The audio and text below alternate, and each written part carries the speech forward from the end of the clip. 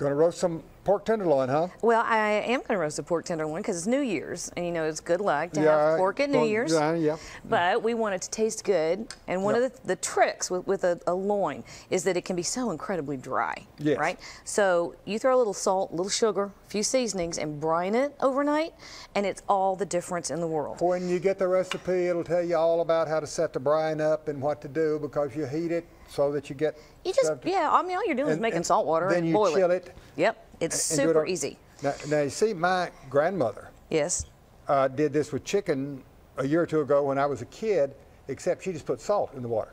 Well, now my grandmother would do it with buttermilk. She'd make a buttermilk brine. Well, the next day, she dried that off, rolled it in buttermilk and flour to fry it. Well, and that's why grandmothers can cook. All right, so here's what we're going to do next. I've got about a teaspoon of salt and half a teaspoon of pepper, a couple of cloves of garlic, and I don't have enough rosemary in here because I forgot to go steal some from my neighbor. But you want a sprig or two of rosemary. Chop it up real well. I've got about a half a cup of chopped fresh parsley, about 2 or 3 sprigs of fresh thyme, and I want to put a little bit of olive oil, tablespoon or 2 of olive oil, because we're going to make a paste. All right, we're going to cover this brined and then dried pork loin with this paste. And then we've got a 350-degree oven, and that's all you have to do, okay? Yeah. And well, let me tell you one side benefit. What's that? Of brining this and then making this paste and putting it in a 350-degree oven for a while. What's that? It makes the whole house smell good. I know, you know, it's funny, somebody back here said they know when I'm here because it smells like garlic in the studio.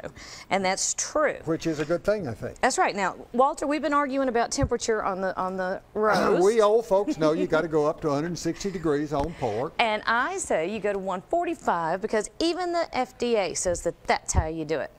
You trust the FDA? Only when it lets me have my own way, especially winning an argument with you. Well, we old guys know that anything under 160 is dangerous, but we'll go along with it. 145 means it's juicy and succulent, and it's fabulous.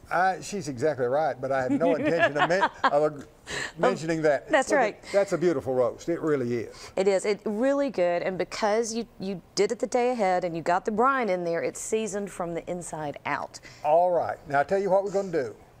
If you write to Chef's Recipe, 6450 Paper Mill Drive, Knoxville, Tennessee, 37919, with a self-addressed stamped envelope, we will tell you how to make the brine, how to brine it, and then how to do this nice paste that makes your house smell good. Or just go to local8now.com. It'll be there waiting for you. And you